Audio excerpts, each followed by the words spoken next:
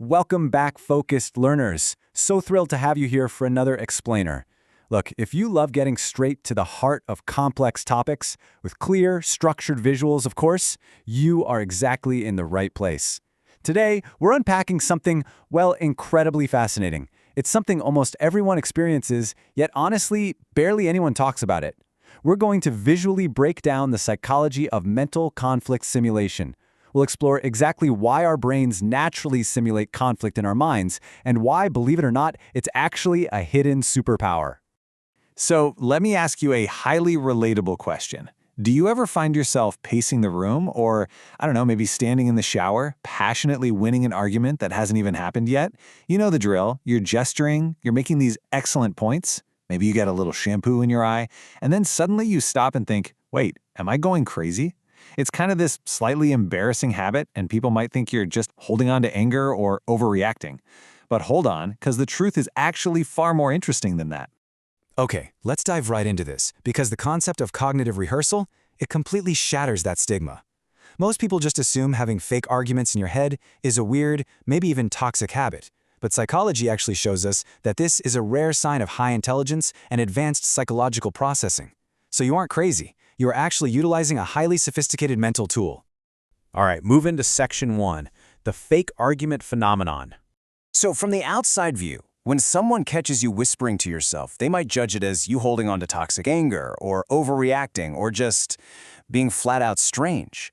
But the inside reality, what's actually happening inside your brain right then, is an exercise in advanced cognitive rehearsal. It is literally a sign of a highly intelligent mind hard at work.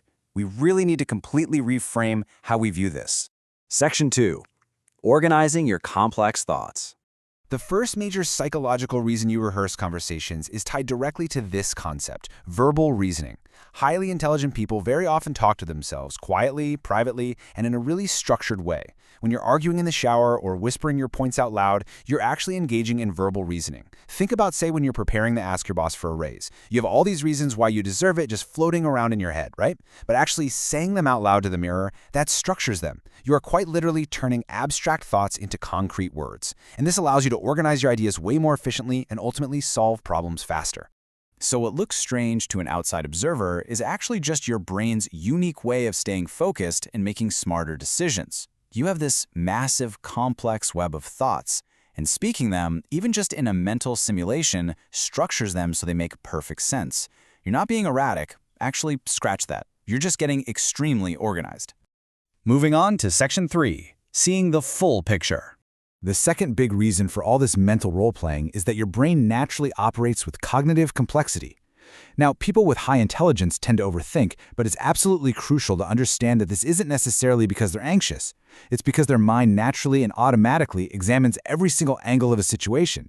It's an intelligent brain mapping things out way before any real-world conflict even happens. And this brilliantly illustrates exactly what's happening under the hood. While you're having that fake argument, your brain is incredibly busy. It's rapidly processing minute details, projecting future consequences, and weighing endless possibilities that other people would completely miss. You're gathering vital information and actively mapping out the absolute best possible outcome. Which leads us right into the third reason, hyperconnectivity. When you rehearse a conversation, you're not just making up random dialogue like a movie script. Your brain connects everything. You naturally notice patterns in behavior and words. This means you don't just hear what is said, you notice exactly why it's said. Because of this advanced emotional intelligence, your mental simulations become incredibly accurate. You can literally predict how others are going to react. I absolutely love this quote because it sums up the highly intelligent brain perfectly. Your mind doesn't rest until it sees the full picture. You aren't someone who just accepts surface-level answers. You use these simulated arguments as a tool to dive deep into the absolute truth of a situation. You simulate the conflict to uncover the reality beneath the surface. Section 4, analyzing your own mind. This brings us to metacognition. This is a brilliant psychological concept, defined simply as the ability to think about your own thinking. High intelligence very often comes with being highly self-critical. So when you replay an argument in your head, you aren't actually just trying to defeat the other person. You're using that simulation to clearly analyze your own flaws, check your own biases, and really critique your own thoughts. Now, what's really interesting about this is the clear distinction between raw impulses and careful thought. Intelligent people analyze consequences in milliseconds, whereas others might just talk freely and impulsively. By rehearsing, you are giving yourself the necessary space to choose your words carefully. The ultimate goal here isn't to be manipulative. No, the goal is to ensure that when you finally do speak in reality, your words are completely 100% authentic to what you actually believe. All right, Section 5, protecting your peace. So, the crucial point here is this concept of cognitive bandwidth. The human brain, no matter how remarkably intelligent, has limited mental energy. In real-world conflict, it's incredibly draining. It's chaotic. You simulate arguments because you are fiercely protecting your cognitive bandwidth and your overall peace. Let's walk through exactly how you protect that peace. Step 1, you run through the conversation internally. By doing this, Step 2, you create a safe, controlled environment inside your own mind. That naturally leads to Step 3, where sensitive, intelligent people can process very complex emotions safely, totally free from external pressure. And finally, Step 4, it allows you to regulate your stress before you ever have to step into the unpredictability and, let's face it, the loud chaos of a real confrontation. It's just a highly effective defense mechanism. And finally, Section 6, your greatest mental advantage. Listen, you are not holding on to toxic anger. You are utilizing a brilliant mind to navigate the complexities of the world. You use verbal reasoning to organize your ideas, cognitive complexity to see the whole picture, and metacognition to stay authentic and self-aware.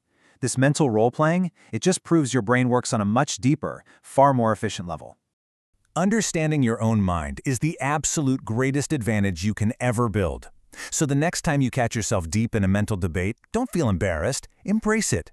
Now that you know exactly what your mental advantage is, what will you rehearse next? Thanks for joining me. Keep learning, keep organizing those brilliant thoughts, and I'll see you in the next explainer.